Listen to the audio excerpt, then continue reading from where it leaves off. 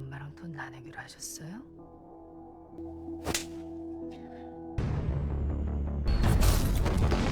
적을 죽이고 싶...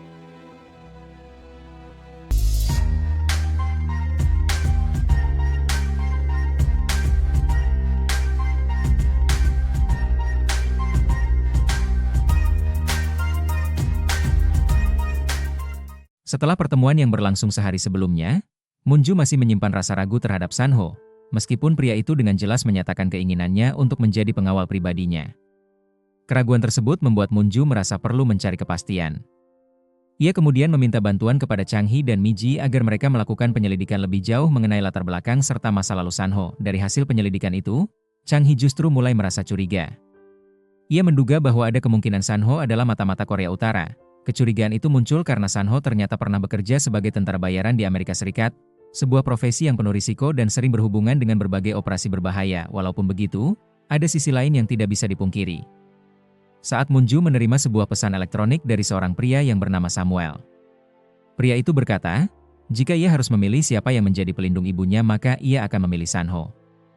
Menurut pria itu, Sanho siap mempertaruhkan nyawanya untuk menyelamatkan orang lain. Pria itu lalu menceritakan sebuah kisah tentang Sanho pada 2008 di Paris.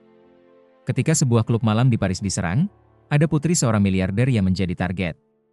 Sanho diberi kontrak untuk melindunginya.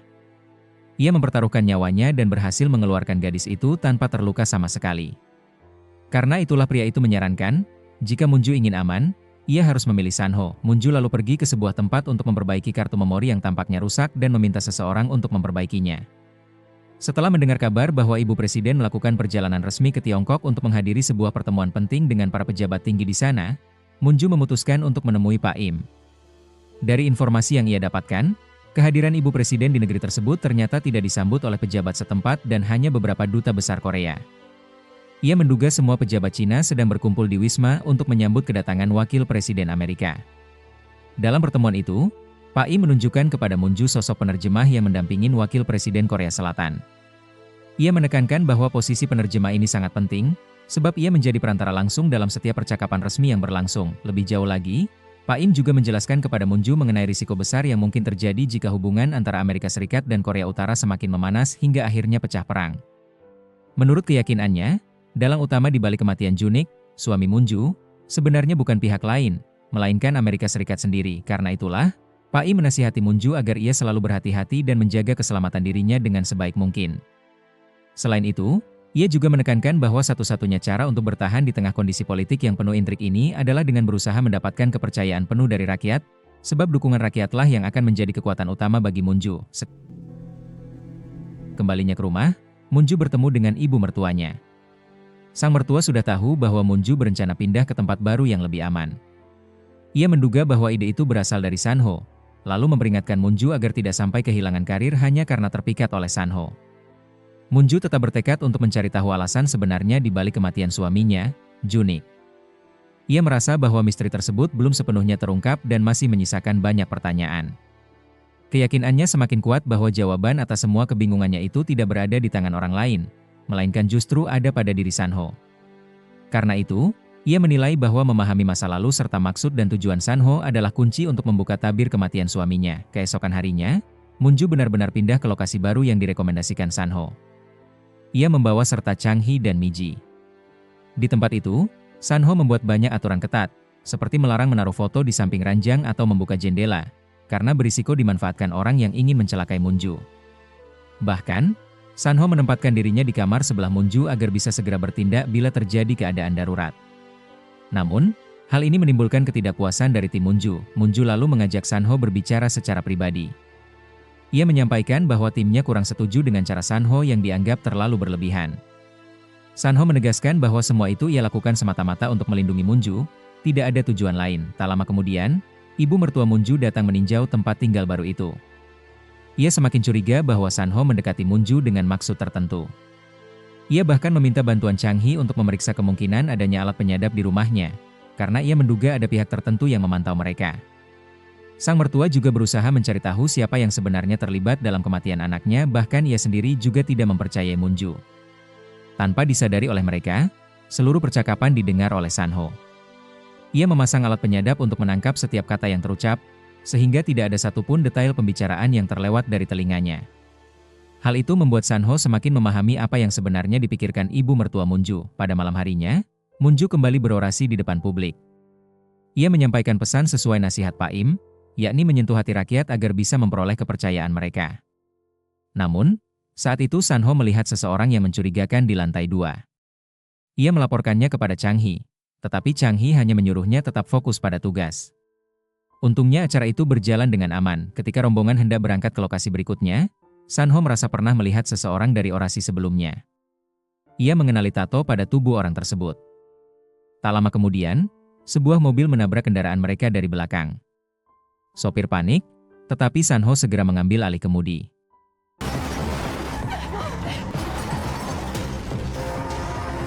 Tidak lama setelah itu, terjadi sebuah ledakan besar di dekat mereka. Beruntung, Sanho berhasil menghindar sehingga Munju selamat. Sanho segera membawa Munju ke ruang bawah tanah, yang dianggap sebagai tempat paling aman untuk sementara waktu. Ia juga meminta Munju mematikan ponselnya agar lokasi mereka tidak bisa dilacak. Ketika berita tentang insiden itu disiarkan, Chang He tampak terkejut dan segera berusaha menghubungi Sanho. Namun, usahanya tidak membuahkan hasil karena nomor telepon Sanho dalam keadaan tidak aktif.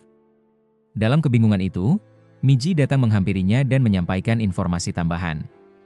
Ia menjelaskan bahwa Munju dan Sanho terlihat pergi bersama, tetapi ia sendiri tidak mengetahui tujuan mereka. Miji juga menegaskan bahwa ia sudah berulang kali mencoba menghubungi keduanya, baik Munju maupun Sanho, namun tidak ada satupun yang memberikan jawaban. Hal itu membuat mereka semakin cemas karena tidak tahu keberadaan dan kondisi sebenarnya dari keduanya. Sementara itu, Sanho dan Munju ternyata sudah bersembunyi di ruang bawah tanah. Di sana, Sanho menjelaskan bahwa ia sebenarnya sudah merasa curiga sejak Munju berorasi. Karena itulah ia bisa bertindak cepat ketika kembali melihat orang yang sama saat dalam perjalanan. Ia lalu meminta Munju tetap kuat karena akan ada banyak bahaya ke depan. Saat itu, Sanho juga menyadari ada luka kecil di kening Munju dan segera mengobatinya. Setelah kondisi agak tenang, mereka pulang. Namun, Chang He langsung memarahi Sanho karena tidak bisa dihubungi. Sanho menjawab bahwa itu memang demi keamanan agar lokasi mereka tidak terlacak. Miji pun membela Sanho, sebab sejak awal Sanho sudah memperingatkan mereka tentang kemungkinan bahaya. Tetapi Chang He yang keras kepala. Kemudian Sanho meminta bantuan temannya untuk mengungkap siapa sebenarnya klien yang menyuruhnya melindungi Munju, sekaligus mencari tahu bagaimana lokasi Munju bisa bocor. Padahal hanya klien dan rekannya itu saja yang mengetahui. Karena temannya tidak mau memberi jawaban, Sanho memutuskan untuk tidak lagi bekerja sama dengannya. Di sisi lain, Chang He menyampaikan kepada Munju bahwa Sanho justru mencurigakan. Ia menduga semua bahaya yang menimpa Munju mungkin muncul karena kehadiran Sanho, bukan semata-mata karena Munju. Namun, Munju menanggapi bahwa itu hanya spekulasi. Ia meminta Chang He untuk tetap membantunya dengan tulus. Tak lama kemudian, Chang He pergi ke rumah mertua Munju. Di sana, ia menemukan alat-alat penyadap di beberapa ruangan, termasuk di kamar adik Junik. Ia melaporkan hal itu kepada mertua Munju, lalu menyimpulkan bahwa kemungkinan besar pihak yang menyadap rumah dan terlibat dalam kematian Junik adalah adiknya sendiri. Namun, sang mertua justru balik mencurigai Munju, sebab seluruh harta Junik dialihkan kepadanya. Ia lalu meminta Chang He untuk menyelidiki Munju. Sebagai imbalan, ia menjanjikan jabatan sekaligus menghadiahi Chang He sebuah jam tangan mewah.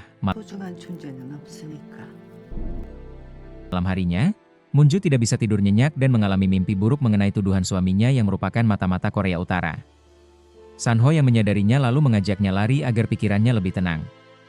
Saat itu, Munju sempat menanyakan tentang rumah tempat mereka tinggal sekarang.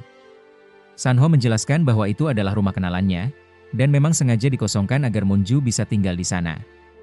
Walaupun begitu, Munju tetap mengaku belum bisa percaya sepenuhnya kepada Sanho. Sebagai bentuk penghargaan sekaligus tanda bahwa ia mulai menyadari ketulusan Sanho yang rela mempertaruhkan nyawanya demi melindungi, Munju mengambil keputusan untuk mengembalikan kalung yang dulu pernah diberikan Sanho kepadanya. Ia berharap, dengan mengembalikan kalung itu, perlindungan yang selama ini diyakini melekat pada dirinya bisa berpindah kepada Sanho, sehingga lelaki itu senantiasa terjaga dari berbagai bahaya yang mungkin mengancam. Rupanya di dalam kalung tersebut sudah ditaruh alat sadap sehingga Munju bisa mengetahui percakapan Sanho. Keesokan paginya, Chang He menelepon Munju. Ia mengatakan telah menemukan ponsel lain milik Junik, yang bukan ponsel utamanya. Di dalamnya, ia menemukan sesuatu yang mengejutkan. Namun, ia tidak memberitahu Munju. Setelah berhasil meretas ponsel itu dan melihat isinya, ia tampak sangat terkejut, lalu buru-buru menghapus jejak dari komputernya sendiri dan meninggalkan ruangan. Di jalan, mobil Chang-hee terlihat oleh Miji. Ia mencoba menelepon, tetapi tidak diangkat. Karena curiga, Miji memutuskan mengikuti mobil Chang-hee.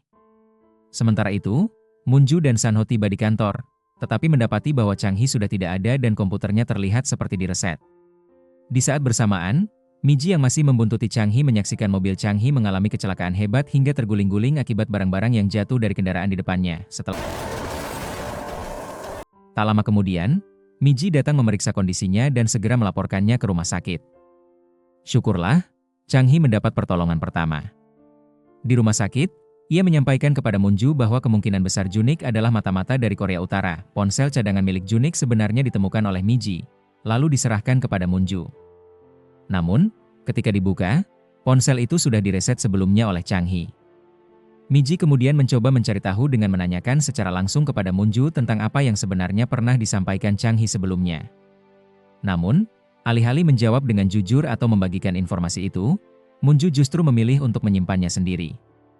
Ia merasa belum saatnya mengungkapkan hal tersebut kepada siapapun, termasuk kepada Miji, sehingga pertanyaan itu dibiarkan menggantung tanpa jawaban yang jelas. Tak lama kemudian, Munju menerima pesan misterius yang memintanya datang ke sebuah alamat dan ia mengirim foto di mana seseorang memakai kalung salib yang sama dengan pemberian suaminya. Ia pergi ke sana bersama Sanho. Betapa terkejutnya Munju saat tiba di rumah tersebut. Di sana, ia melihat sejumlah barang pribadi milik Junik, serta foto Junik bersama seorang perempuan dan seorang anak laki-laki. Hal itu mengungkap bahwa Junik ternyata memiliki wanita lain. Anak laki-laki itu kemudian muncul dan memanggil ibunya, mengatakan ada tamu yang datang. Perempuan tersebut, yang bernama Kang Hana, lalu mengajak Munju berbicara berdua. Untuk memberi mereka ruang, Sanho membawa si anak keluar untuk bermain. Kang Hana akhirnya menceritakan semuanya. Saat kejadian di gereja, ia dan anaknya berada di sana dan menyaksikan langsung bagaimana Junik kehilangan nyawanya. Namun, yang membuatnya sakit hati adalah media menyorot Munju dengan citra anggun saat mendampingi suaminya, sementara ia sendiri hanya bisa berteriak histeris dalam kesedihan. Sejak saat itu, ia semakin membenci Munju. Kebencian itu kian dalam ketika Munju melanjutkan perjuangan Junik untuk mencalonkan diri sebagai presiden. Kang Hana mengungkap rencananya, ia akan pindah ke rumah mertua Munju, lalu mengumumkan kepada publik bahwa Junik memiliki anak di luar nikah. Ia ingin menghancurkan reputasi Munju. Ia juga mengatakan bahwa ibu mertua Munju dan nenek Junik sudah mengetahui keberadaannya. Bahkan, kalung salib yang diberikan Junik kepada Munju ternyata merupakan rancangan dirinya. Setelah mendengar semua penjelasan yang membuat hatinya hancur, Munju merasa sangat terpukul. Dalam kondisi emosional, ia melampiaskan kekecewaan dan kesedihannya dengan membuang kalung salib yang selama ini menjadi kenangan dari mendiang suaminya. Bagi Munju, kalung itu seolah sudah kehilangan makna dan justru semakin menambah luka batinnya.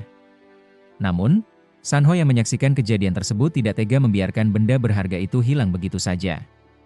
Ia lalu mengambil kembali kalung tersebut dan menyimpannya, seolah menyadari bahwa kalung itu masih memiliki arti penting yang tidak boleh terbuang. Munju segera pergi menemui ibu mertuanya. Ia menanyakan kebenaran cerita Kang Hana. Sang mertua mengakui bahwa sebenarnya ia seharusnya sudah mengurus Kang Hana dan memintanya pindah ke luar negeri. Namun, ia justru menyarankan Munju agar memanfaatkan situasi ini untuk mencari simpati rakyat demi pencalonannya sebagai presiden. Munju menolak mentah-mentah. Ia menyatakan memutus hubungan dengan ibu mertuanya dan membatalkan kontrak politik yang pernah mereka buat. Ia juga memperingatkan bahwa semua bukti korupsi dan kebusukan sang mertua sudah ia kumpulkan, tersimpan di kotak perhiasan yang pernah diberikan kepadanya. Jika terdesak, Munju siap menggunakan bukti itu untuk melawan.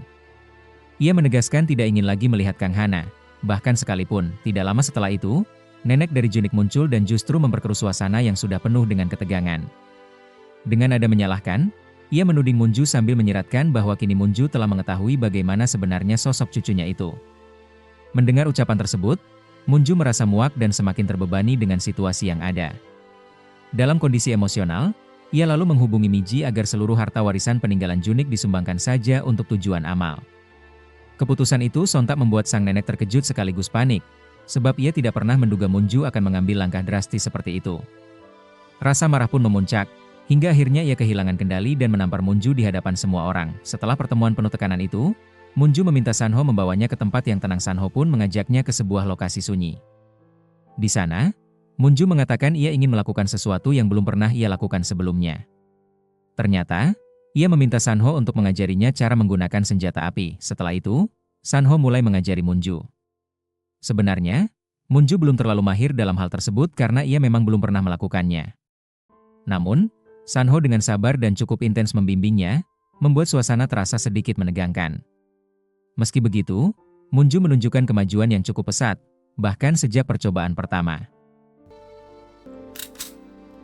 Ia pun berkata kepada Sanho bahwa akhirnya ia mengerti maksud dari cara melindungi yang diajarkan Sanho, karena baru pertama kali menggunakan senjata, tangan Munju terasa kaku. Sanho lalu mengurut tangannya dengan lembut.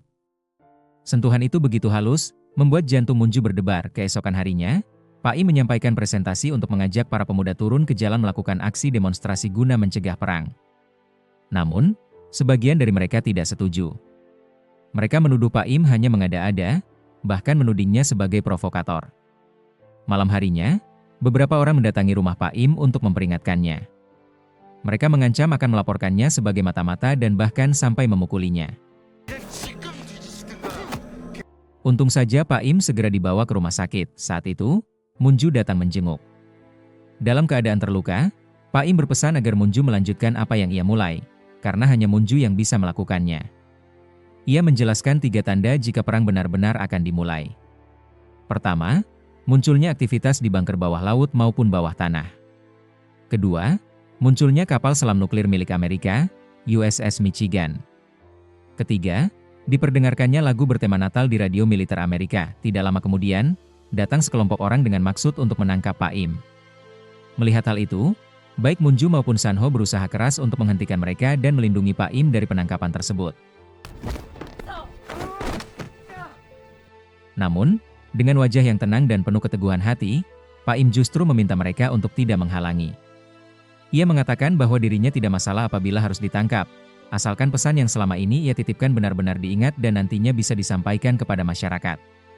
Mendengar perkataan itu, Munju merasa sangat berat hati. Meski diliputi kesedihan, ia akhirnya berusaha menerima amanat tersebut dan bertekad untuk menjaga serta meneruskannya sesuai dengan keinginan Pak Im. Tak lama setelahnya, Miji menelpon Munju. Ia mengatakan telah menemukan jawaban yang mungkin bisa membantu mereka. Dari ponsel milik Junik yang sempat ia lihat, Miji menemukan pesan-pesan antara Junik dan Anderson Miller.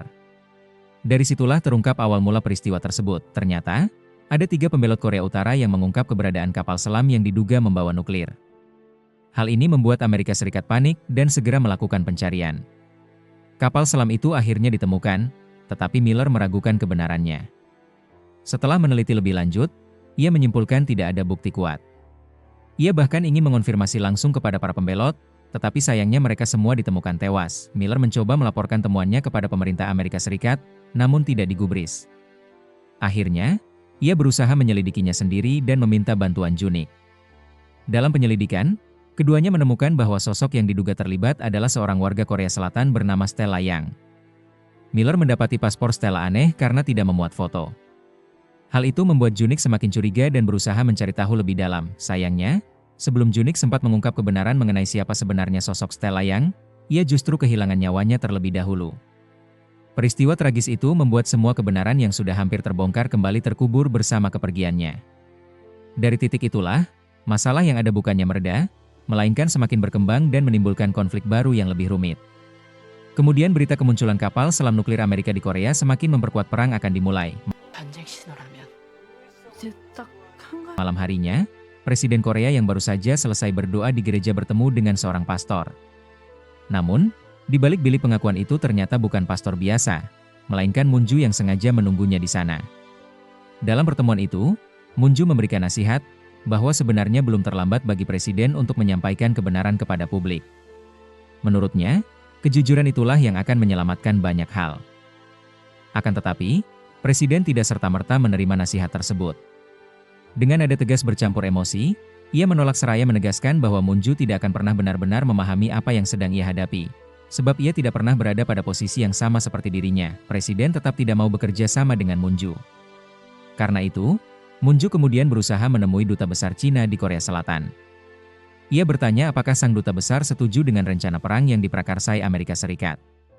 Sang duta besar menjawab bahwa ia setuju saja, hampir sama seperti jawaban presiden. Ia menegaskan kepada Moon-ju bahwa Moon-ju tidak memahami sepenuhnya situasi yang terjadi. Ia juga memperingatkan bahwa meskipun Moon-ju cerdas dan berani, tetap ada kemungkinan besar ia kehilangan nyawa jika terus bersikeras terlibat. Setelah itu, Moon-ju kembali tampil dalam sebuah orasi di hadapan para pendukung dan masyarakat Korea Selatan. Ia menyampaikan pesan dari Pak Im, bahwa kemungkinan besar akan pecah perang antara Amerika Serikat dan Korea Utara. Dalam pidatonya, ia juga memperingatkan presiden agar berani keluar dari tempat persembunyiannya dan menyampaikan kebenaran kepada publik. 한 가지만 묻겠습니다. 대통령님은 진정 Namun, presiden ternyata telah menyiapkan pasukan untuk menyerang Moon-ju dan San-ho di lokasi itu. Meski demikian, Moon-ju tetap tidak gentar dan terus meminta dukungan dari rakyat. Bahkan, ia melakukan panggilan video dengan Anderson Miller. Dalam panggilan itu, Miller menjelaskan bahwa semua yang terjadi kemungkinan hanya spekulasi Amerika Serikat semata. Menurutnya, Amerika memang sengaja mencari-cari alasan untuk menyerang Korea Utara, karena sejak awal mereka tidak pernah menginginkan perdamaian antara Korea Selatan dan Korea Utara. Salah satu pembelot Korea Utara juga sempat mengaku bahwa ia sebenarnya tidak tahu pasti keberadaan kapal selam yang dimaksud. Ia hanya mengulang kata-kata dari atasannya tanpa benar-benar memverifikasi. Sementara itu, orang-orang suruhan presiden bergerak untuk menembak Moon-ju. Untung saja San-ho sigap. Ia segera menarik Moon-ju masuk ke mobil dan melarikan diri. Para penyerang menembak berkali-kali, namun tidak mengenai sasaran. Moon-ju dan San-ho akhirnya kabur melalui jalur laut menggunakan sebuah kapal. Sayangnya, salah satu peluru sempat mengenai tangan Moon-ju. Meski terluka, ia menenangkan San-ho bahwa dirinya baik-baik saja. Setelah tiba di tempat aman, San-ho mengobati luka Moon-ju. Ia meminta Moon-ju menarik napas dalam-dalam dan menggigit sesuatu agar rasa sakitnya berkurang. Usai itu, ternyata San-ho sendiri juga terluka dan ia pun mengobati dirinya. Tidak lama kemudian, presiden akhirnya keluar dari tempat persembunyiannya dan menggelar konferensi pers. Ia meminta masyarakat untuk tidak terprovokasi oleh perkataan Moon-ju.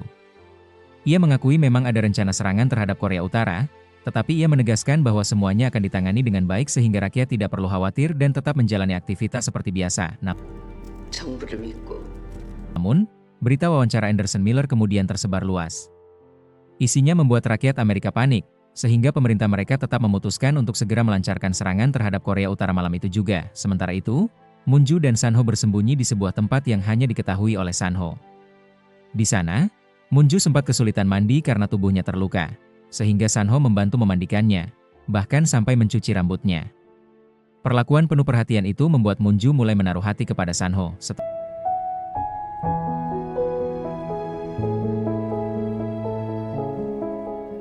Setelah itu, Moon-ju meminta San-ho kembali melatihnya menembak. Pada percobaan awal, Moon-ju masih canggung, namun berkat bimbingan San-ho dan teknik yang benar, ia akhirnya mampu menembak dengan baik. Tembakan Moon-ju kali ini tepat sasaran. 날 좋아하는 것 같아요. Setelah latihan, ia dan San-ho makan bersama. Seperti biasa, San-ho yang menyiapkan hidangannya.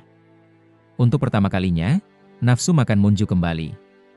Ia bercerita bahwa sebelumnya ia kehilangan selera makan sejak kehilangan anaknya. Dalam percakapannya dengan San-ho, Moon-ju kemudian membuka sebuah rahasia masa lalu yang sangat menyedihkan. Ia menceritakan bahwa dirinya pernah mengandung seorang anak laki-laki. Namun, ia hanya menegaskan bahwa anak itu telah hilang dari kehidupannya. Moon-ju juga mengenang masa-masa kehamilannya, ketika ia kerap mengidam buah persik. Kenangan itu semakin menyayat hati ketika ia teringat saat berkunjung ke rumah simpanan suaminya. Di tempat itu, Moon-ju sebenarnya hanya ingin merasakan kehidupan yang selama ini dimiliki oleh simpanan suaminya. Ia teringat bagaimana di rumah perempuan itu terpajang foto-foto kebersamaan dengan anaknya. Gambaran tersebut terasa begitu menusuk hati, terutama ketika ia mengingat kembali momen saat seorang anak memanggilnya dengan sebutan "Mama". Bagi Moon-ju, panggilan sederhana itu justru menjadi luka mendalam, karena ia sendiri pernah kehilangan anak yang dikandungnya dan tidak pernah benar-benar merasakan kasih sayang seorang anak. Setelah meluapkan kisahnya, Moon-ju kemudian menoleh kepada San-ho dan bertanya dengan nada penuh kebimbangan, apakah San-ho tidak memiliki keinginan untuk kembali ke Korea Utara. Ia mengingatkan bahwa di sana masih ada orang yang sangat San-ho cintai, yaitu ibunya. Pertanyaan itu membuat suasana menjadi hening sejenak. Dengan suara mantap, San-ho akhirnya menjawab bahwa ia tidak berniat kembali. Menurutnya, di tempat itu pun ada seseorang yang sangat ia cintai, yakni Munju sendiri. Karena itu, ia memilih untuk tetap tinggal dan mendedikasikan dirinya demi melindungi Munju. Jawaban tulus yang keluar dari mulut Sanho membuat hati Munju luluh seketika. Keduanya pun akhirnya larut dalam suasana, hingga berakhir dengan sebuah ciuman yang penuh kehangatan dan ketulusan. Setelah momen itu, Munju semakin menunjukkan sisi lembutnya kepada Sanho. Ia bersandar dengan tenang, merebahkan kepalanya di bahu pria itu, seakan ingin mengatakan tanpa kata-kata bahwa ia mulai merasa aman berada di sisinya. Namun, suasana tenang itu berubah ketika terdengar lagu Natal di radio yang menandakan perang akan segera dimulai. Meskipun situasi di sekitar mereka begitu tegang dan penuh ancaman, Sanho tetap berusaha menenangkan Munju. Dengan suara lembut namun tegas, ia menyampaikan bahwa semua yang terjadi sebaiknya dianggap sebagai hari biasa saja. Ucapannya itu seakan ingin meyakinkan Munju bahwa tidak ada gunanya terus-menerus diliputi ketakutan, karena yang terpenting adalah tetap tenang dan menjalani setiap momen tanpa rasa panik. Sesaat kemudian, keduanya semakin larut dalam kebersamaan hingga hubungan mereka semakin intim. Sementara itu, di tempat lain terlihat ibu mertua Munju tengah bersiap-siap untuk melakukan evakuasi. Dengan wajah yang diliputi kekhawatiran, ia mulai mengemasi barang-barang penting yang bisa dibawa. Di sisi lain, suasana tampak kontras karena cucunya justru masih terlelap dalam tidur tanpa menyadari keadaan genting yang sedang berlangsung.